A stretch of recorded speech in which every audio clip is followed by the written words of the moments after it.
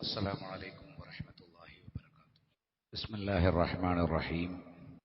الحمد لله رب العالمين، نحمده ونستعينه ونستغفره ونستهديه ونؤمن به ونتوكل عليه ونعوذ بالله من شرور أنفسنا ومن سيئات أعمالنا. من يهده الله فلا مضل له ومن يضلل فلا هادي له، وأشهد أن لا إله إلا الله وحده لا شريك له، وأشهد أن محمدا عبده ورسوله أرسله بالهدى ودين الحق ليظهره على الدين كله ولو كره المشركون.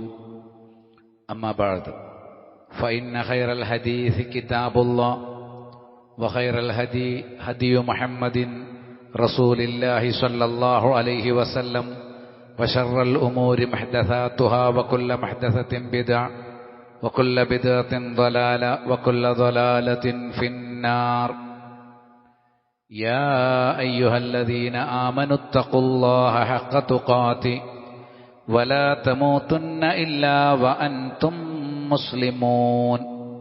يا أيها الناس اتقوا ربكم الذي خلقكم من نفس واحدة وخلق منها زوجها وبث منهما رجالا كثيرا ونساء، واتقوا الله الذي تساءلون به والأرحام، إن الله كان عليكم رقيبا. يا أيها الذين آمنوا اتقوا الله وقولوا قولا سديدا يصلح لكم أعمالكم ويغفر لكم ذنوبكم، ومن يطع الله ورسوله فقد فاز فوزا عظيما. ഇസ്ലാമിന്റെ നിയമനിർദ്ദേശങ്ങൾ പഠിക്കുകയും മുത്തഖികളായി ജീവിതം നയിക്കുകയും ചെയ്യണം എന്ന് എന്നോട് നിങ്ങൾ ഓരോരുത്തരോടും ആമുഖമായി വസിയത്ത് ചെയ്യുന്നു. ഖുൽ യാ അഹ്ലൽ കിതാബി ലാ തഗ്ലൂ ഫീ ദീനികും ഗൈറൽ ഹഖ്. പറയണം നബിയെ, അഹ്ലി കിതാബിനെ വിളിച്ചിട്ട് നീ പറയണം, നിങ്ങളുടെ ദീനിൽ അന്യായമായി നിങ്ങൾ അതിര് കവിയാൻ പാടില്ല. വലാ തത്തബിഉ അഹ്വാഅ ഖൗമിൻ ഖദ് ളല്ലൂ മിൻ ഖബൽ വഅദല്ലൂ കസീറ വദല്ലൂ അൻ സവാഇ സബീൽ. നേരത്തെ തന്നെ വഴിതെറ്റിപ്പോവുകയും ധാരാളം ആളുകളെ വഴി പിഴപ്പിക്കുകയും ശരിയായ മാർഗത്തിൽ നിന്ന് മാറിപ്പോവുകയും ചെയ്ത ജനങ്ങളുടെ ദേഹേച്ഛകളെ, അവരുടെ ഭൗതിക താല്പര്യങ്ങളെ നീ പിൻപറ്റുകയും ചെയ്യരുത്. അഹ്ലു ഷിയത്തിനെ സംബന്ധിച്ചാണ് നമ്മൾ ചർച്ച ചെയ്യുന്നത്. ഷിയാക്കളെ പരിശോധിച്ചാൽ ഈ രണ്ട് തകരാറും അവർക്കുണ്ട്. ഒന്ന്, അവർ ദീനിൽ അതിര് കവിഞ്ഞു. രണ്ടാമതായി, അവർ ദേഹേച്ഛകളെ പിൻപറ്റി വഴി പിഴയ്ക്കുകയും വഴി പിഴപ്പിക്കുകയും ചെയ്യുന്ന പണ്ഡിതന്മാരെയാണ് അവർ പിന്തുടർന്നു പോരുന്നത്. ഗുരുതരമായ അവരുടെ ആദർശ വ്യതിയാനങ്ങളിൽ ചിലത് നമ്മൾ നേരത്തെ മനസ്സിലാക്കി. ഈ ലോകത്ത് ശിർക്ക് കടന്നു വന്നത് ദർഗപൂജയിലൂടെയാണ്. ഖബറിൽ നിന്ന്, മക്ബറകളിൽ നിന്നാണ് വിഗ്രഹമുണ്ടായത്. ലോകത്താദ്യം വിഗ്രഹാരാധന അല്ല ഉണ്ടായത്, ആദ്യം ഖബറാരാധന ഉണ്ടായത്. മഹാന്മാരുടെ കാര്യത്തിൽ അതിരുവിട്ടു. പിന്നെ അവർ ആരാധിക്കപ്പെടുന്ന സാഹചര്യമുണ്ടായി. അപ്പൊ ആദ്യം ഖബർ പൂജ, പിന്നെ വിഗ്രഹം. അതുകൊണ്ടാണ് ഖബർ കെട്ടിയുയർത്തുന്നത് ഇസ്ലാം വിലക്കിയിട്ടുള്ളത്. ഖബറാളികളുടെ കാര്യത്തിൽ അതിരുവിടാൻ പാടില്ല, ഖബറിന് നേരെ തിരിഞ്ഞ് സുജൂദ് ചെയ്യാൻ പാടില്ല എന്ന് പഠിപ്പിച്ചിട്ടുള്ളത്. എത്രത്തോളം എന്നറിയാമോ? എത്ര മഹത്വമുള്ള വ്യക്തിയാണെങ്കിലും ആ വ്യക്തിയുടെ ഖബറിന്റെ അരികിൽ നിന്ന് അള്ളാഹുവോട് ദുആ ചെയ്യുന്നതിൽ പോലും ഇസ്ലാം പുണ്യം വെച്ചിട്ടില്ല. പ്രാർത്ഥനയ്ക്ക് പ്രത്യേകം ഉത്തരം കിട്ടുന്ന സ്ഥലങ്ങളും സമയങ്ങളുമൊക്കെ നബി സല്ലല്ലാഹു അലൈഹി വസല്ലം പഠിപ്പിച്ചിട്ടുണ്ട്. പക്ഷെ ഖബറിന്റെ അരികിൽ ചെന്ന് നിങ്ങൾ നിങ്ങളുടെ ആവശ്യങ്ങൾ പ്രാർത്ഥിക്കണം എന്ന് പറയുന്ന ഒരു തെളിവ് നമുക്ക് കാണാൻ കഴിയില്ല. ഇതാണ് അവർക്ക് സംഭവിച്ച ഏറ്റവും ഗുരുതരമായ തെറ്റ്. ഖബർ പൂജ ഇസ്ലാമിലേക്ക് കൊണ്ടുവന്നു. രണ്ടാമതായി, അവർ ചില ആളുകൾക്ക് മാത്രമേ ലോകം ഭരിക്കാൻ അവകാശമുള്ളൂ എന്ന് വിശ്വസിക്കുന്നു. ഞാൻ ചില ആളുകളുടെ പേര് പറഞ്ഞിരുന്നു. അലി ബിൻ അബി താലിബ് മുതൽ അദ്ദേഹത്തിന്റെ മകൻ ഹസൻ ബിൻ അലി, ശേഷം ഹുസൈൻ ബിൻ അലി, അതിനുശേഷം Ali bin al Hussain Zainul Abidin, Muhammad bin Ali, Jafar bin Muhammad as Sadiq, Jafar Sadiq, Musa al Kazim, അതേപോലെ Ali bin Musa ar Rida, Muhammad bin Ali an Naqi, Ali bin Muhammad Taqi. പിന്നെ ലോകത്തൊരിക്കലും ജീവിച്ചിട്ടില്ലാത്ത, എന്നാൽ ഉണ്ട്, അവസാന കാലത്ത് ഇറങ്ങി വരും അന്നവർ വിശ്വസിക്കുന്ന മുഹമ്മദ് ബിൻ അൽ ഹസൻ അൽ മഹ്ദി. അതിനു മുമ്പ് അദ്ദേഹത്തിന്റെ പിതാവ് അലി ബിൻ മുഹമ്മദ് തഖി. ഇങ്ങനെ 12 ഇമാമുകൾ ഇവർക്ക് മാത്രമേ ലോകം ഭരിക്കാൻ അവകാശമുള്ളൂ എന്ന് വിശ്വസിക്കുന്ന ശിയകൾ ഈ ഇമാമുകളുടെ ഭരണം അത് നുബുവത്തിന്റെ തുടർച്ചയാണ് എന്നും വിശ്വസിക്കുന്നുണ്ട്. അതാണ് അവരുടെ ദുഷിച്ച വിശ്വാസങ്ങളിൽ ഒന്ന്. ഷീഈ ഇമാമുകളിൽ പ്രമുഖനായ മജ്ലസി അദ്ദേഹത്തിന്റെ ബിഹാറുൽ അൻവാർ എന്ന കുപ്രസിദ്ധമായ കൃതിയിൽ പറയാണ്, ഇന്ന ഇസ്തിംബാത്തൽ ഫർഖി ബൈന നബിയ്യി വൽ ഇമാമി മിൻ തിൽക്കൽ അഖ്ബാരി ലാ യഖ്ലു മിൻ ഇഷ്കാൽ. നബിയും ഇമാമും തമ്മിൽ ഒരു ഫർഖുമില്ല, ഒരു വ്യത്യാസവുമില്ല എന്നാണ് പറയുന്നത്. ഖുമൈനി ആ വാചകം പറഞ്ഞു, നമ്മൾ പഠിച്ചു. ഇന്ന മിൻ ളുറൂരിയാത്തി മദ്ഹബിന, ഇസ്നാഅശരി മദ്ഹബിന്റെ ഷിയാക്കളുടെ വിശ്വാസത്തിൽ ഏറ്റവും നിർബന്ധമായി വിശ്വസിക്കേണ്ട ഒരു വിശ്വാസമാണ് അന്നലി അയിമ്മത്തിന മഖാമം മഹ്മൂദൻ ലാ യബ്ലുഹു മലക്കും മുഖറബുൻ വലാ നബിയ്യുൻ മുർസലുൻ. മുഖറബായ മലക്കോ മുർസലായ നബിയോ എത്തിപ്പിടിച്ചിട്ടില്ലാത്ത സ്തുത്യർഹമായ പദവിയാണ് നമ്മുടെ ഇമാമുകൾക്കുള്ളത്. എന്നാൽ മഖാം മഹ്മൂദ് നബിമാർക്ക് മുഹമ്മദ് നബി സല്ലല്ലാഹു അലൈഹി വസല്ലമക്കാണുള്ളത് എന്ന് സ്വഹീഹായ ഹദീസിൽ വന്നിട്ടുണ്ട്, ഖുർആനിലും വന്നിട്ടുണ്ട്. താങ്കൾക്ക് മഖാമു മഹ്മൂദ് തരും, നിശ്ചയിക്കുമെന്ന് സൂറത്തുൽ ഇസ്രായിൽ മുഹമ്മദ് നബി സല്ലല്ലാഹു അലൈഹി വസല്ലമയെ കുറിച്ച് അസാൻ യബ്അസക മഖാമ മഹ്മൂദ എന്ന് പറഞ്ഞിട്ടുണ്ട്. നബിയുടെ സ്ഥാനമാണ് മഖാം മഹ്മൂദ്, സ്തുത്യർഹമായ പ്രത്യേക സ്ഥാനം. എന്നാൽ ഇമാമുകൾക്കെല്ലാം മഖാം മഹ്മൂദ് ഉണ്ട് എന്ന പിഴച്ച വിശ്വാസമാണ് അവർക്കുള്ളത്. അവർ ഇസ്ലാം കാര്യങ്ങൾ എണ്ണിപ്പറയുമ്പോൾ ബുനിയൽ ഇസ്ലാം പടുത്തുയർത്തിയത് 5 കാര്യങ്ങളാണ് നമുക്കറിയാം. 1 ഷഹാദത്താണ്, 2 നിസ്കാരം നിലനിർത്തലാണ്, 3 സക്കാത്താണ്, 4 നോമ്പാണ്, 5 ഹജ്ജാണ്. എന്നാൽ ഷിയാക്കൾക്ക് ഇസ്ലാം കാര്യം 6ആണ്. 6ാമതായിട്ട് അവർ പറയുന്നത് വിലായത്ത് Ali bin Abi Talib. Ali bin Abi താലിബിന്റെ അദ്ദേഹം വലിയാണ്, അദ്ദേഹമാണ് ലോകം ഭരിക്കേണ്ടത് എന്ന് വിശ്വസിക്കണം.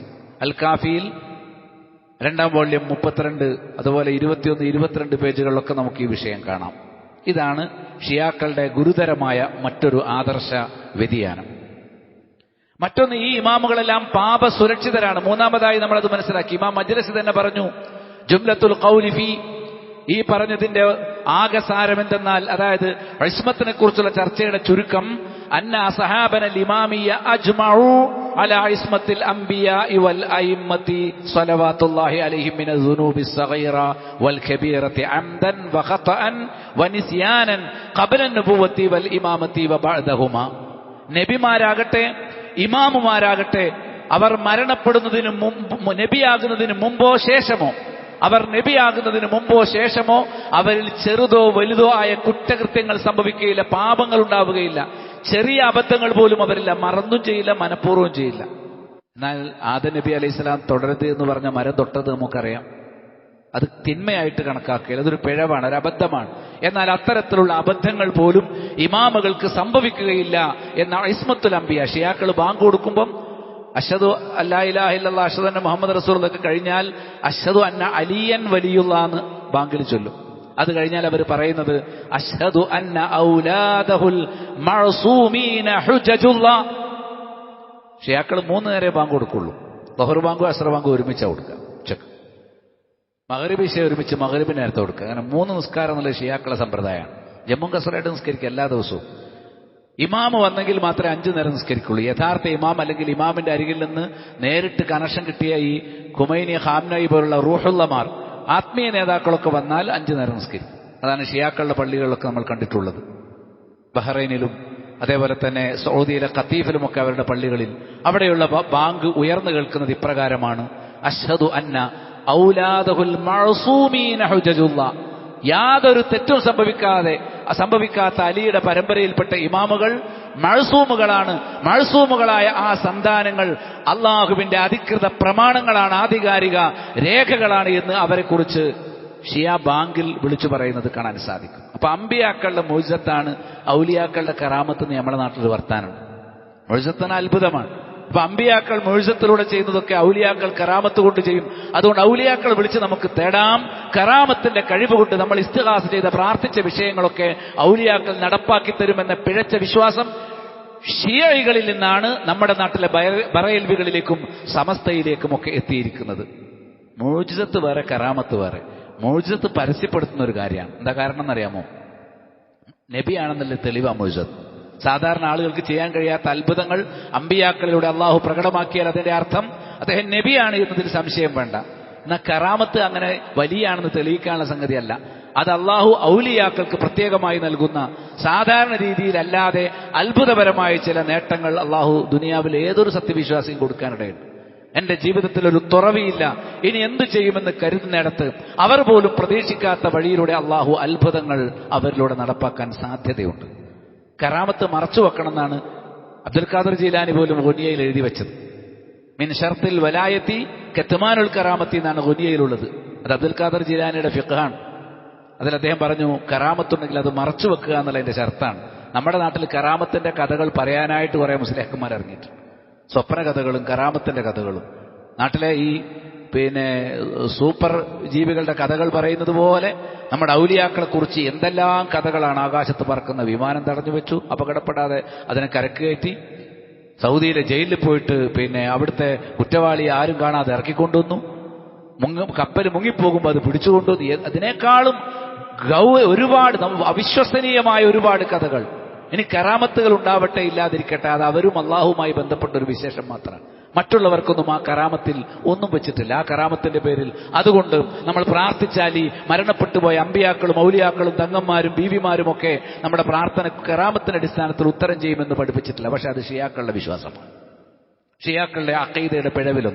മറ്റൊന്ന്, അമ്പിയാക്കൾക്കും ഔലിയാക്കൾക്കും ഇമാമുകൾക്കും ഗൈബ് അറിയാം എന്നവർ വിശ്വസിക്കുന്നു.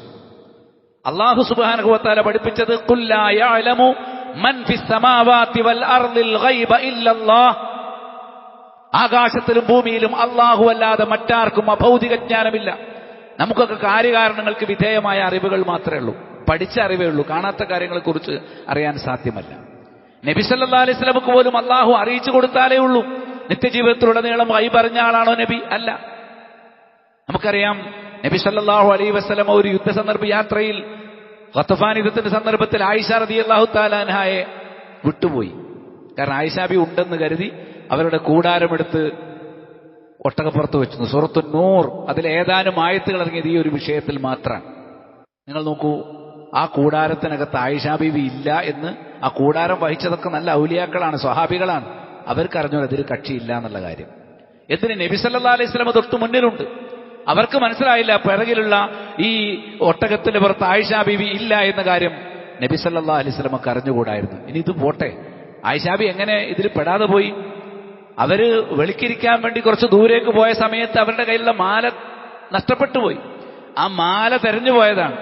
എന്നിട്ട് തെരഞ്ഞു പോയിട്ട് അവർക്ക് മാല കിട്ടിയോ? കിട്ടിയില്ല. തെരഞ്ഞ് തിരിച്ചു വന്നപ്പം ഒട്ടകത്തിന്റെ കൂടാരം എവിടെയാണോ വെച്ചിരുന്നത് അത് പൊക്കിയെടുത്ത് മാലയുണ്ട്. അവിടെ മാലയുണ്ട് എന്നറിഞ്ഞാൽ മാലയും തെരഞ്ഞ് ആയിഷാ ബി ഇരുട്ടത്തേക്ക് പോകേണ്ട ആവശ്യമുണ്ടോ?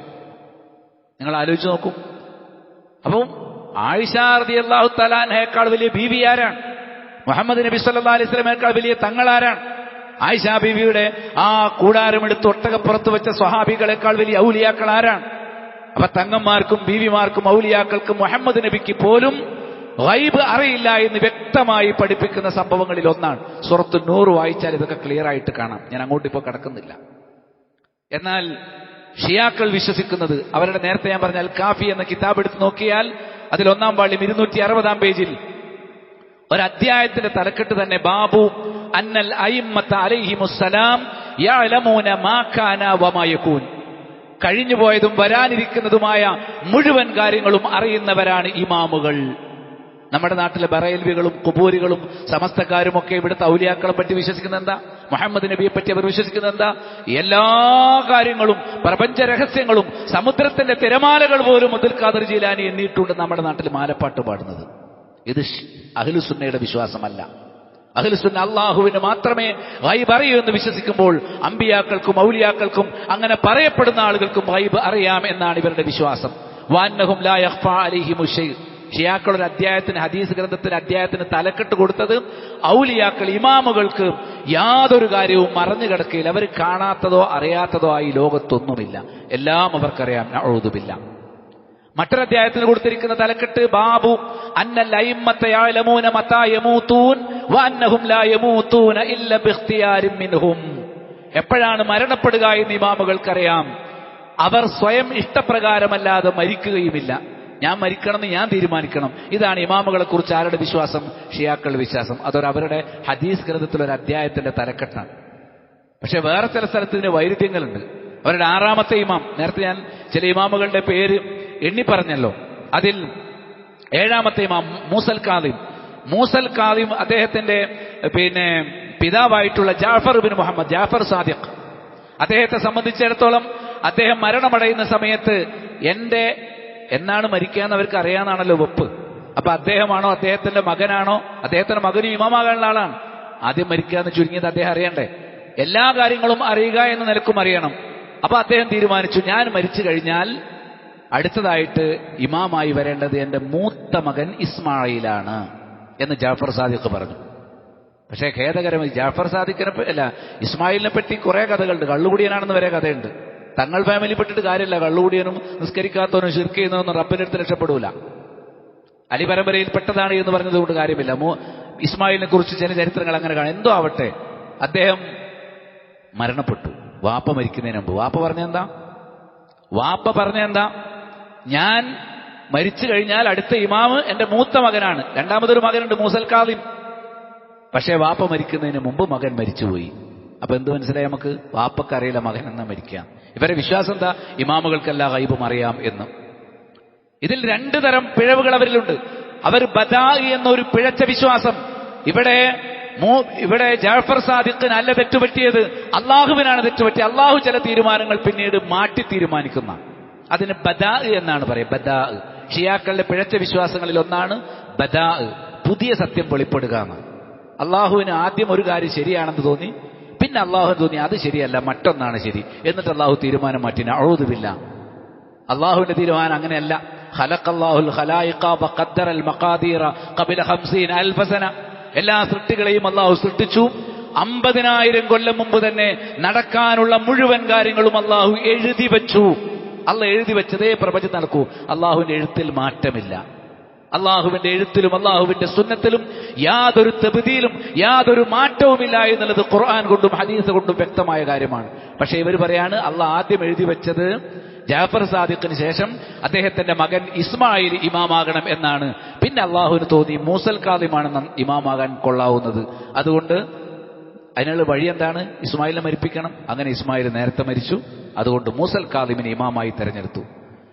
ജാഫർ സാദിഖിന് ശേഷം മൂസൽ കാദിമിനെ ഇമാമായി അംഗീകരിക്കാത്ത ഒരു വിഭാഗം ഷിയാക്കളിലുണ്ട്. ഇസ്നാഅശരികൾ കഴിഞ്ഞാൽ ഷിയാക്കളുടെ പ്രമുഖ വിഭാഗം അവരാണ് ഇസ്മായിലിയ എന്നറിയപ്പെടുന്നത്. നമ്മുടെ വടക്കേ ഇന്ത്യയിൽ ബോംബെയിലും ഡൽഹിയിലും ഒക്കെയുള്ള ബോറികളുണ്ടല്ലോ, നമ്മുടെ നാട്ടിലുണ്ട്. അൽ അബാഹിറ ബോറികൾ എന്നറിയപ്പെടുന്ന ടീമുണ്ടല്ലോ, അവർ ഇസ്മായിലികളാണ്. ഇസ്മായിലികൾ എന്ന് പറഞ്ഞാൽ ഈ 6 ഇമാമ് കഴിഞ്ഞാൽ അവരുടെ ഇമാമുകൾക്ക് പിന്നെ മാറ്റം വന്നു.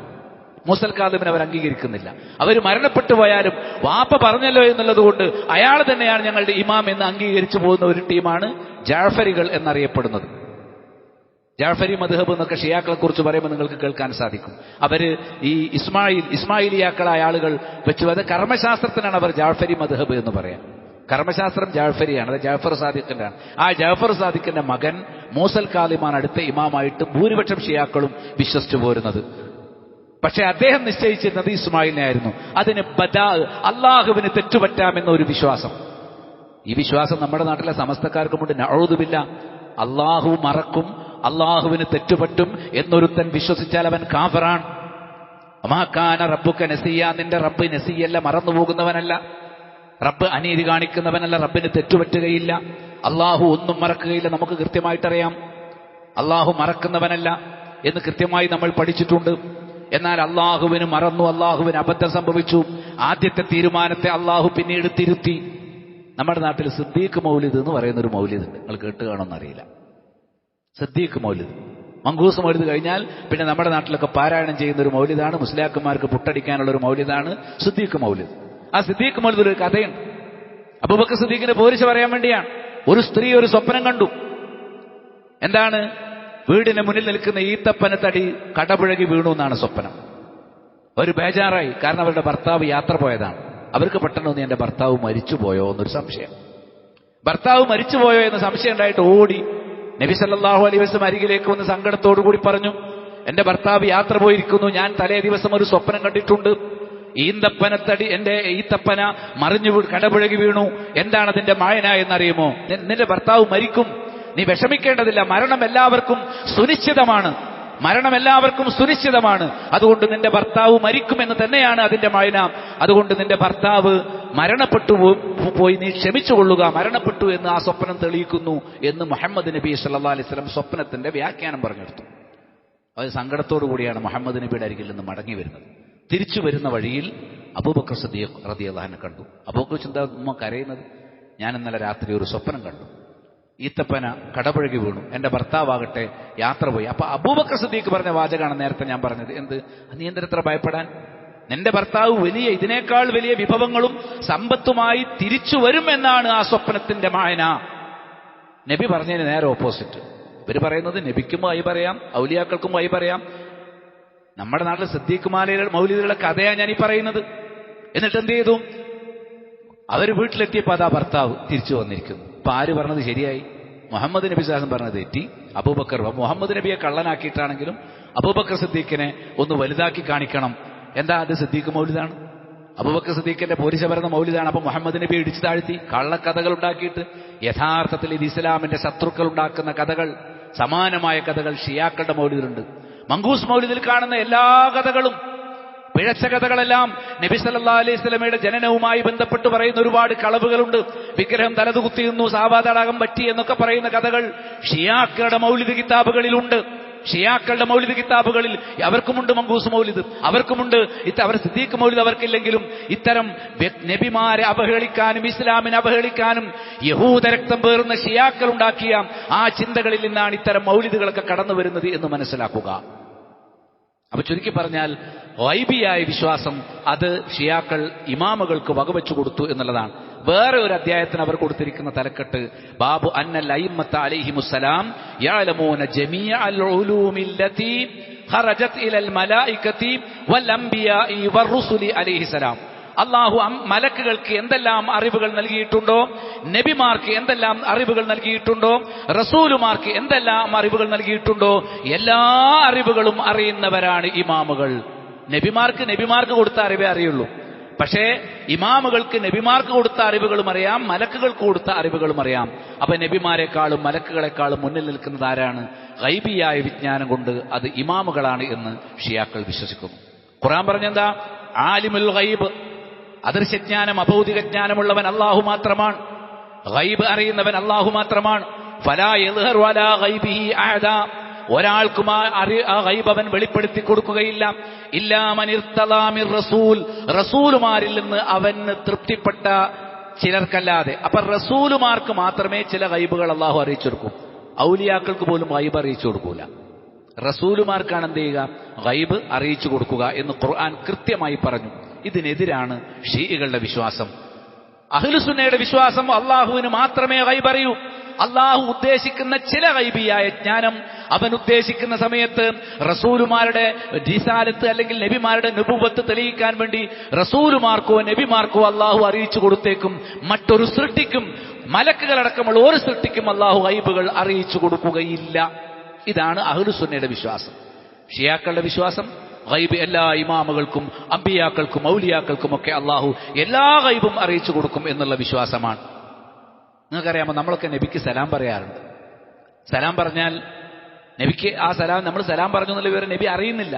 അതിന് അള്ളാഹു ഒരു ഏർപ്പാടുണ്ടാക്കി. എന്താ? ഇന്ന ലില്ലാഹി മലായികത്തൻ സയ്യാഹീൻ, അള്ളാഹുവിന് സഞ്ചാരികളായ ചില മലക്കുകളുണ്ട്. നബി സല്ലല്ലാഹു അലൈഹി വസല്ലം പറയാ, യുബല്ലിഗൂനനി അസ്സലാം, നിങ്ങളിൽ നിന്നുള്ള സലാം എനിക്ക് മലക്കുകളാണ് എത്തിച്ചു തരിക. നേരിട്ട് കേൾക്കും. ഗൈബ് അറിയുന്നുണ്ടെങ്കിൽ പിന്നെ മലക്കുകൾ ആവശ്യമുണ്ടോ? അപ്പൊ ആലമുൽ ബർസഖിൽ രാവിലെയും വൈകുന്നേരവും എല്ലാവരും ജീവനോടെ ഇരിക്കും. വിശ്വാസികളും അവിശ്വാസികളുമൊക്കെ. വിശ്വാസികൾക്ക് സ്വർഗീയമായ അനുഭവമായിരിക്കും, അവിശ്വാസികൾക്ക് ഖബറിൽ കഠിനമായ ശിക്ഷയായിരിക്കും എഴുന്നേറ്റിരിക്കുന്ന സമയത്ത്. പ്രഭാതത്തിലും പ്രദോഷത്തിലുമാണ്. ദുനിയാവിന്റെ 24 മണിക്കൂറല്ല ഖബറിന് നമ്മൾ നേരത്തെ മനസ്സിലാക്കിയിട്ടുണ്ട്. അവിടുത്തെ ഒരു ദിവസം കാന മിഖ്ദാറുഹു 50 അൽഫ സന, 50,000 കൊല്ലമാണ്. ആ 50,000 കൊല്ലത്തിന്റെ പ്രഭാതത്തിലോ പ്രദോഷത്തിലോ എഴുന്നേറ്റിരിക്കുമ്പോൾ അതിനിടയിൽ നബി സല്ലല്ലാഹു അലൈഹി വസല്ലമക്ക് ആരൊക്കെ സലാത്തിൽ നമ്മൾ നബിയുടെ പേര് കേൾക്കുമ്പോഴൊക്കെ സല്ലല്ലാഹു അലൈഹി വസല്ലം എന്ന് പറയും. വെള്ളിയാഴ്ച രാവുകളിൽ പ്രത്യേകിച്ചും നബിയുടെ പേരിൽ സ്വലാത്ത് വർദ്ധിപ്പിക്കും. ഇങ്ങനെ നിരന്തരമായി ഈ ലോകത്ത് ആരൊക്കെ സ്വലാത്ത് ചൊല്ലിയിട്ടുണ്ടോ, സലാം പറഞ്ഞിട്ടുണ്ടോ, നബിയുടെ ഖബർ സിയാറത്ത് ചെയ്യുന്ന ആളുകൾ അസ്സലാമു അലൈക യാ റസൂലല്ലാഹ് എന്ന് പറയും. ആ സ്വലാത്തും സലാമും ഒക്കെ നബിയിലേക്ക് എത്തിച്ചു കൊടുക്കുവാൻ അള്ളാഹു മലക്കുകളെ ഏൽപ്പിച്ചിട്ടുണ്ട്. നബിക്ക് ഗൈബ് അറിയാത്തോണ്ടാണ്. ഇനി സൂറത്തുൽ അഅറാഫിലേക്ക് വന്നാൽ വല അഖൂലു അഅലമു ഗൈബ സമാവാതി, ഞാൻ ആകാശങ്ങളുടെയും ഭൂമിയുടെയും ഗൈബ് അറിയുന്നവനാണ് എന്ന് പറയുന്നില്ല എന്ന് കൃത്യമായി തന്നെ നബി പറയും. എനിക്ക് ഗൈബ് അറിയില്ല എന്ന് തന്നെ സൂറത്തുൽ അഅറാഫിലുണ്ട്. അതേപോലെ തന്നെ സൂറത്തുൽ അൻആം വലൗ കുൻതു അഅലമുൽ ഗൈബ ലസ്തക്സർതു മിനൽ ഖൈർ വമാ മസ്സനിയ സൂ, എനിക്ക് ഗൈബ് അറിയുമായിരുന്നെങ്കിൽ ഞാൻ ഒരുപാട് നന്മകൾ സ്വന്തമാക്കുമായിരുന്നു, ദോഷങ്ങളൊന്നും എന്നെ ബാധിക്കുമായിരുന്നില്ല. ശത്രുക്കൾ നബിയോട് ഞങ്ങളുടെ നാട്ടിലേക്ക് കുറച്ച് ഇസ്ലാം സ്വീകരിച്ച കുറെ ആളുകളുണ്ട്, അവരെ ഖുർആൻ പഠിപ്പിക്കാൻ ഖുർആൻ മനപ്പാടമുള്ള കുറച്ച് സ്വഹാബികളെ വിട്ടുതരണമെന്ന് ആവശ്യപ്പെട്ടു. നബി സല്ലല്ലാഹു അലൈഹി വസല്ലം അവർ പറഞ്ഞത് ശരിയാണെന്ന് വിചാരിച്ചു. ഖുർആൻ പഠിക്കാനല്ലേ, കുറച്ച് സ്വഹാബിയോട് അവരുടെ കൂടെ പോകാൻ പറഞ്ഞു. 10-60 ആളുകൾ, അവരൊക്കെ വഴിയിൽ വെച്ച് അവർ കൊന്നുകളഞ്ഞു. നബിക്കറിയില്ല കൊല്ലാനാ കൊണ്ടുപോകുന്നത്. അതാ പറഞ്ഞത് വമാ മസ്സനിയ സൂ, എനിക്ക് ഗൈബ് അറിയുമായിരുന്നെങ്കിൽ ഒരുപാട് ദോഷങ്ങളും തിന്മകളും അപകടങ്ങളും ദോഷങ്ങളും സംഭവിക്കുമായിരുന്നില്ല എന്ന് നബി പറഞ്ഞിട്ടുണ്ട്. നബിക്ക് പോലും ഗൈബ് അറിയില്ല. ചില ഗൈബുകൾ നബി അറിയിച്ചു കൊടുത്താൽ ആ നേരത്ത് ആ ഗൈബ് മാത്രം അറിയും. എന്നാൽ എല്ലാ ഔലിയാക്കൾക്കും അമ്പിയാക്കൾക്കും ഗൈബ് അറിയാമെന്ന് നമ്മുടെ നാട്ടിൽ പ്രചാരത്തിലുള്ള വിശ്വാസം പിഴച്ച വിശ്വാസമാണ്. അത് ഷിയാക്കളിൽ നിന്ന് വന്നതാണ്. ഷിയകൾ അഖീദയിൽ ഗുരുതരമായ പിഴവിലും ആ പിഴവിലൂടെ അവർ അള്ളാഹുവിന്റെ സിഫത്തുകൾ ഗൈബ് അള്ളാഹുവിന് മാത്രം അറിയുമെന്ന സിഫത്ത് ഇമാമുകൾക്കും അമ്പിയാക്കൾക്കും വകവെച്ചു കൊടുക്കുക വഴി അവർ കടുത്ത ശിർക്കിലും കുഫറിലും അകപ്പെട്ടിരിക്കുന്നു. അള്ളാഹു കാത്തുരക്ഷിക്കുമാറാകട്ടെ. അൽഹംദുലില്ലാഹി റബ്ബിൽ ആലമീൻ വസ്സലാത്തു വസ്സലാമു അലാ അഷ്റഫിൽ അംബിയാഇ വൽ മുർസലീൻ വഅലാ ആലിഹി വഅസ്ഹാബിഹി അജ്മഈൻ അമ്മാ ബഅദ് ഫഊസികും സാനിയം വഇയ്യായ ബിതഖ്വല്ലാഹ്. ഷിയാക്കളുടെ പല പിഴച്ച വിശ്വാസങ്ങളും നമ്മൾ മനസ്സിലാക്കി. 1, ഖബർ പൂജ അവരാണ് തുടങ്ങിയത്. 2, അള്ളാഹുവിന്റെ സിഫത്തുകൾ അവർ ഔലിയാക്കൾക്കും ഇമാമുകൾക്കും വകവെച്ചു കൊടുക്കുന്നുണ്ട്. 3-മതായി അവരെ സംബന്ധിച്ചിടത്തോളം അള്ളാഹുവിന് തെറ്റുപറ്റിയേക്കാം, ഇമാമുകൾക്ക് തെറ്റുപറ്റുകയില്ല. ഇമാമുകൾ എന്തെങ്കിലും തെറ്റു പറഞ്ഞാൽ അത് അള്ളാഹ് വഹി കൊടുത്തതിന്റെ അടിസ്ഥാനത്തിൽ സംഭവിച്ചതാണ്, അവരുടെ കുറ്റമല്ല എന്ന ബദാ എന്ന വിശ്വാസം അവർക്കുണ്ട്. അതേപോലെ തന്നെ ഗൈബിയായ ജ്ഞാനം എല്ലാ ഇമാമുകൾക്കും ഗൈബിയായ ജ്ഞാനമുണ്ട്, അമ്പിയാക്കൾക്കും ഗൈബിയായ ജ്ഞാനമുണ്ട് എന്നുള്ള വിശ്വാസം ഷിയാക്കൾക്കുണ്ട്. ഇങ്ങനെ അവരുടെ അഖീദ കടുത്ത പിഴവിലാണ്. യഹൂദികളിൽ നിന്നാണ് ഇതൊക്കെ ഉത്ഭവിച്ചിട്ടുള്ളത് എന്ന് കാണാൻ സാധിക്കും. അവരുടെ മറ്റൊരു അഖീദയാണ് റിജഅത്ത്. ഷിയാക്കൾക്കുള്ളൊരു വാദമാണ് അഖീദത്തു റിജഅത്ത് വാദം എന്ന് പറയും. അതായത് മടങ്ങി വരിക എന്ന് പറഞ്ഞാൽ 12-ാമത്തെ ഇമാം ഭൂമിയുടെ അടിയിൽ ഒരു തുരങ്കത്തിൽ ജീവിച്ചിരിപ്പുണ്ട്. ഈസാ നബി ആകാശത്ത് നിന്ന് ഇറങ്ങി വരുന്നത് പോലെ 12-ാമത്തെ ഇമാം ഭൂമിയിൽ നിന്ന് പുറത്തേക്ക് വരും, ഭൂമിയുടെ അടിത്തട്ടിൽ നിന്ന് പുറത്തേക്ക് കയറി വരും എന്നൊരു വിശ്വാസം ഷിയാക്കൾക്കുണ്ട്. ലോകമാകെ ഇരുട്ടിൽ മുഴുകുമ്പോൾ, ആകെ കറുപ്പും കലിയുമായിരിക്കുന്ന ഒരു സമയത്ത് ഇവിടെ ആളുകൾക്ക് രക്ഷ കൊടുക്കാനായിട്ട് അലിയുടെ 12-ാമത്തെ മകൻ, ഞാൻ നേരത്തെ ഒരിക്കൽ സൂചിപ്പിച്ചിട്ടുണ്ട്, അങ്ങനെ ഒരു മകനില്ല, അതൊരു സാങ്കല്പിക കഥാപാത്രമാണ്. കാരണം 11-ാമത്തെ ഇമാമിന് മക്കളെ ഉണ്ടായിട്ടില്ല. ഒരുപാട് കല്യാണം കഴിച്ചു നോക്കി, മക്കളൊന്നുമില്ല. അപ്പോൾ ഒരു കെട്ടുകഥ ഉണ്ടാക്കി. എന്ത്? ഒരു പ്രഭുകുമാരിയിൽ ആത്മീയ ലോകത്ത് അള്ളാഹു വിവാഹം ചെയ്തു കൊടുത്തിട്ടുണ്ടെന്നും അതിലൊരു കുഞ്ഞുണ്ടെന്നും ആരും കാണാതെയാണ് അദ്ദേഹം വളർത്തപ്പെട്ടത് എന്നും ചെറിയ പ്രായത്തിൽ തന്നെ അദ്ദേഹം ഭൂമിയുടെ അടിത്തട്ടിൽ ഒരു സിർദാബിലേക്ക്, ഒരു തുരങ്കം പോലത്തെ ഒരു സ്ഥലത്തിനാണ് സിർദാബ് എന്ന് പറയാം, ഒരു സിർദാബിലേക്ക് അള്ളാഹു അദ്ദേഹത്തെ കൊണ്ടുപോയി. ഈസാ നബി ആകാശത്തേക്ക് ഉയർത്തിയതുപോലെ ഇയാളെ സിർദാബിലേക്ക് കൊണ്ടുപോയി എന്നും ലോകാവസാനത്തിന്റെ അവസാനത്തെ അടയാളങ്ങളിൽ ഒന്നായി 12-ാമത്തെ ഇമാം, ഇതാണ് ഷിയാക്കൾ അൽ മഹ്ദി മുൻതദർ, കാത്തിരിക്കുന്ന മഹ്ദി എന്ന പേരിൽ വിശ്വസിക്കുന്നത്. അങ്ങനെ ഒരു മഹ്ദി അവർ കാത്തിരിക്കുന്നുണ്ട്. ഈ മഹ്ദി മുൻതദർ കളവാണ്. യഥാർത്ഥ മഹ്ദി ഇവിടുത്തെ ഒരു ഭരണാധികാരിയാണ് എന്ന് പലപ്പോഴും നമ്മൾ സൂചിപ്പിച്ചിട്ടുള്ളതാണ്. അപ്പം ഈ ഇമാം വന്നു കഴിഞ്ഞാൽ അയാൾ ചെയ്യുന്ന ഒന്ന്, അയാൾ തിരിച്ചു വരും എന്നുള്ളതാണ് ഈ റിജഅത്തിന്റെ വിശ്വാസം. മരണപ്പെട്ടുപോയ മുൻകഴിഞ്ഞുപോയ ഇമാമുകളൊക്കെ അപ്പൊ അദ്ദേഹത്തിന്റെ അരികിലേക്ക് ആ സ്ഥാനാരോഹണത്തിന് സാക്ഷ്യം വഹിക്കാൻ വേണ്ടി വരുന്ന അവരുടെ വിശ്വാസം. അതായത് റിജഅത്ത്, മരിച്ചുപോയവർ മടങ്ങി വരും. അതിനൊരു മറുവശമുണ്ട്. മരിച്ചുപോയ ചില ആളുകളെ ഖബറിൽ നിന്ന് കൊണ്ടുവന്ന് അന്ന് കൃത്യമായി ശിക്ഷ കിട്ടാത്ത കുറച്ച് ആളുകളുണ്ട്, അല്ലെങ്കിൽ ശരിയായ ശിക്ഷ കിട്ടാത്തവരുണ്ട്, അവർക്ക് കൃത്യമായ ശിക്ഷ കൊടുക്കും എന്ന് വിശ്വസിക്കുന്നവരാണ് ആര്? ഷിയാക്കൾ. ആർക്കാണെന്നറിയാം, ആരെ കൊണ്ടുവരറിയോ? ഒന്ന് അബൂബക്കർ സിദ്ദീഖ് തന്നെ ശിക്ഷിക്കും. എന്തിന്? അലിയുടെ ഖിലാഫത്ത് തട്ടിയെടുത്തതിന്. ഉമർ ഇബ്നു ഖത്താബ് തന്നെ ശിക്ഷിക്കും, ഫാത്തിമ ബീവിയുടെ വയറ്റത്ത് ചവിട്ടിയതിനും ഖിലാഫത്ത് തട്ടിയെടുത്തതിനും. നഊദു ബില്ലാഹ്. ഫാത്തിമ ബീവി കളവാണ്. ഫാത്തിമ ബീവിയെ ഉമർ ഇബ്നു ഖത്താബ് റളിയല്ലാഹു വയറ്റത്ത് ചവിട്ടി, ആ ചവിട്ടിൽ അസുഖമായിട്ടാണ് അവർ മരണപ്പെട്ടത് എന്ന കളവായ കഥ ഖലീഫമാരെ കുറിച്ചും സ്വഹാബികളെ കുറിച്ചും ഒരിക്കലും ഒരിക്കലും നിങ്ങൾ എന്റെ സഹാബികളെ ചീത്ത പറയാൻ പാടില്ല, ആക്ഷേപിച്ച് സംസാരിക്കാൻ പാടില്ല എന്നാണ് നബി സല്ലല്ലാഹു അലൈഹി വസല്ലം പഠിപ്പിച്ചത്. അതിന് പകരമായി സ്വഹാബികൾ കാഫിറുകളാണെന്നും അക്രമികളാണ് എന്നും നിരന്തരമായി ഇന്നും പ്രചരിപ്പിച്ചുകൊണ്ടിരിക്കുന്നവരാണ് ഷിയാക്കൾ, പ്രത്യേകിച്ച് ഇസ്നാഅശരി ഷിയാക്കൾ. റാഫിള എന്നറിയപ്പെടുന്ന ഏറ്റവും പിഴച്ച ഷിയാക്കൾ അവരാണ്. അവര് പറയുന്നത് അബൂബക്കർ റളിയല്ലാഹു അൻഹു, ഉമർ റളിയല്ലാഹു അൻഹു, ഉസ്മാൻ റളിയല്ലാഹു അൻഹു ഒക്കെ ഖബറിൽ നിന്ന് കൊണ്ടുവരും. ആയിഷ റളിയല്ലാഹു അൻഹ എഴുന്നേൽപ്പിച്ചിട്ട് വ്യഭിചരിച്ചതിന് ശിക്ഷ ഹദ് നടപ്പാക്കും. നഊദു ബില്ലാഹ്. നേരത്തെ ഞാൻ പറഞ്ഞ കഥയുണ്ടല്ലോ, ഷിയാക്കൾ ആയിഷ റളിയല്ലാഹു അൻഹയെ കുറിച്ച് വ്യഭിചാരി എന്നാണ് പറയുന്നത്. യഹൂദികൾ മറിയം ബീവിയെ കുറിച്ച് പറഞ്ഞതുപോലെ അങ്ങനെ പറയുന്ന ആളുകളാണിവർ. പാതിവ്രത്യം അല്ലാഹു നൽകിയിട്ടുള്ള, അത് വഹി കൊണ്ട് തെളിയിച്ചിട്ടുള്ള ആളുകളെ അവരെ അപമാനിക്കുക എന്നത് യഹൂദികളുടെ സ്വഭാവമാണ്. യഹൂദികളുടെ ആ രീതി ഷിയാക്കളിലൂടെയാണ് നടന്നത്. നമ്മുടെ ഉമ്മയെക്കുറിച്ച് ഗുരുതരമായ ആരോപണം പറഞ്ഞു എന്നല്ല, അവർക്കെതിരെ ഹദ് നടപ്പാക്കാൻ ഈ 12ാമത്തെ മഹ്ദി മുൻതളർ വരും എന്ന പിഴച്ച കൊടിയ ആ വിഷമുള്ള വിശ്വാസം വെച്ച് പുലർത്തുന്നവരാണ് ഷിയാക്കൾ എന്ന് മനസ്സിലാക്കുന്ന റിജഅത്ത് എന്നാണ് പറയുക. ഖുർആൻ പറഞ്ഞ എന്താ? മരണപ്പെട്ട ആരും ദുനിയാവിലേക്ക് തിരിച്ചു വരൂല. അത് ഇസ്ലാമിന്റെ നിയമമാണ്. ഹത്താ ഇദാ ജാഅ അഹദഹുൽ മൗത്ത്, മരണം വന്നു കഴിഞ്ഞാൽ ഖാല, അവൻ പറയും റബ്ബിർജിഊൻ, എന്നെ ഒന്ന് മടക്കൂ, എന്നെ ദുനിയാവിലേക്ക് ഒന്നുകൂടി മടക്കൂ. അവന്റെ ആത്മാവിനെ മലക്കുൽ മൗത്ത് എടുക്കുമ്പോൾ അവൻ പറയും, എന്നെ ഒന്നുകൂടി ദുനിയാവിലേക്ക് തിരിച്ചു കൊണ്ടുവരൂ. എന്തിന്? ലഅല്ലി അഅമലു സ്വാലിഹൻ ഫീമാ തറക്തു, ഇനി നീ നൽകുന്ന അവശേഷിച്ച കാലത്ത് എനിക്കൊരുപാട് നന്മകൾ ചെയ്യാമല്ലോ. ഇത്രയും കാലം ഞാൻ വേണ്ടത്ര നന്മകൾ ചെയ്തില്ല. ഇപ്പൊ ഇതാ മലക്കുൽ മൗത്ത് വന്ന് എന്റെ റൂഹിനെ പിടിച്ചു, എനിക്ക് കുറച്ച് സമയം കൂടി തരൂ എന്ന് പറയുമ്പോൾ അള്ളാഹുവിന്റെ മറുപടി കല്ല, ഇല്ല, ഇന്നഹാ കലിമത്തുൻ ഹുവ ഖായിലുഹാ, എന്നെ തിരിച്ചു കൊണ്ടുവരൂ എന്നുള്ളത് പറഞ്ഞവൻ പറഞ്ഞ ഒരു വെറും വാക്ക് മാത്രമാണ്. ഒരുത്തനെയും മലക്കുൽ മൗത്ത് വിളിച്ചു കഴിഞ്ഞാൽ പിന്നെ തിരിച്ചു ഭൂമിയിലേക്ക് കൊണ്ടുവരികയില്ല. വമിൻ വറാഇഹിം ബർസഖുൻ ഇലാ യൗമി യുബ്അസൂൻ, ഇനി ഉയർത്തെഴുന്നേൽപ്പ് നാൾ വരെ ആലമുൽ ബർസഖാണ്, മറയുടെ ഒരു ലോകമാണ്, അല്ലാതെ ദുനിയാവിലേക്ക് ഒരിക്കലും തിരിച്ചു വരികയില്ല എന്നും 23ാമത്തെ സൂറത്തുൽ മുഅ്മിനൂനിലെ 99-100 ആയത്തുകളിലൂടെ അല്ലാഹു സുബ്ഹാനഹു വ തആല പഠിപ്പിച്ചപ്പോൾ ഇവർ പറയുന്നു തിരിച്ചു വരും, തിരിച്ചു വന്ന് ശിക്ഷ നടപ്പാക്കും ചിലർക്കെതിരെ. ഈ പിഴച്ച വിശ്വാസം, അപ്പൊ റിജഅത്ത്, ബദാ, അതേപോലെ തന്നെ ഗൈബ് അറിയുമെന്ന വിശ്വാസം, ഇങ്ങനെയുള്ള വളരെ അതീവ ഗുരുതരമായ പിഴവാണ് ഇവരുടെ ഓരോ അഖീദയിലും ഉള്ളത് എന്ന് കാണാൻ സാധിക്കും. ഇനിയും ഗുരുതരമായ ഒരുപാട് ന്യൂനതകൾ ഈ സമൂഹത്തിനുണ്ട്. ഈ സമൂഹം നാട്ടിൽ പ്രചരിപ്പിച്ച ന്യൂനതകളും പിഴച്ച വിശ്വാസങ്ങളുമാണ് നമ്മുടെ നാട്ടിലെ ഭൂരിപക്ഷം വരുന്ന മുസ്ലിങ്ങളിലേക്കും കാലക്രമേണ കടന്നു വന്നിട്ടുള്ളത്. ഒരു വിഭാഗം ഷിയാക്കളിലൂടെയും നമ്മുടെ രാജ്യത്ത് ഇസ്ലാം വന്നിട്ടുണ്ട്. സ്വഹാബികളിലൂടെ മാത്രമല്ല ഇസ്ലാം വന്നത്, ഇറാനിൽ നിന്നുള്ള കച്ചവടക്കാരിലൂടെ കേരളത്തിലേക്ക് ഇസ്ലാം എത്തിയപ്പോൾ അങ്ങനെയാണ് ഇവിടെ ജാറമുണ്ടായത്, മയ്യത്ത് പൂജയുണ്ടായത്, അതേപോലെ തന്നെ ഷിയാക്കൾ ഉറുക്കും നൂലും മന്ത്രങ്ങളും ഉണ്ടായത്, ദുർമന്ത്രങ്ങൾ ഉണ്ടായത്. ഇതൊക്കെ ഷിയാക്കളിൽ നിന്ന് നമ്മുടെ നാട്ടിലേക്ക് കടന്നു വന്നിട്ടുള്ളതാണ് എന്ന് മനസ്സിലാക്കിക്കൊള്ളുക. അള്ളാഹുവിന്റെ ദീനിലെല്ലാം, അള്ളാഹുവിന്റെ യഥാർത്ഥ അനുയായികളിലെല്ലാം, അലി റളിയല്ലാഹുവിന്റെ വിശ്വാസത്തിൽ പോലും ജാറപൂജയോ ആണ്ടുത്സവങ്ങളോ അത്തരം ആണ്ട് നേർച്ചകളോ അല്ലെങ്കിൽ പിന്നെ ചാവടിയന്തരങ്ങളോ അത്തരം പരിപാടികളൊക്കെ 3 കഴിക്കലും 7 കഴിക്കലും 14 കഴിക്കലും 28 കഴിക്കലും ഇങ്ങനെയുള്ള ആണ്ടറുതിയുടെ പരിപാടികൾ, ഇതൊക്കെ ഷിയാക്കളിൽ നിന്നാണ് നമ്മുടെ നാട്ടിൽ വ്യാപകമായി നടന്നു പോലും തിരിച്ചറിയുക. ഷീയിസം എന്ന് പറഞ്ഞാൽ സുന്നിസത്തിന്റെ വിപരീതമാണ്. ഖേദകരമെന്ന് പറയട്ടെ, നമ്മുടെ നാട്ടിൽ ഷീ വിശ്വാസം കൊണ്ടു നടക്കുന്നവർ തങ്ങളെ സുന്നി എന്നാണ് വിളിക്കുന്നത്. അവർ പേരിൽ മാത്രം സുന്നിയാണ്, ജീവിതത്തിൽ ഷിയയാണ്. അതുകൊണ്ട് വലിയൊരു അപകടമാണ്, അതിലേക്ക് വീണുപോകാൻ സാധ്യതയുണ്ട്. ഭൂരിപക്ഷം ഒരിക്കലും സത്യത്തെ പ്രതിനിധീകരിക്കുന്നില്ല. ഭൂരിപക്ഷവും ന്യൂനപക്ഷവും നോക്കിയല്ല സത്യം തീരുമാനിക്കേണ്ടത്, പ്രമാണം നോക്കിയാണ്.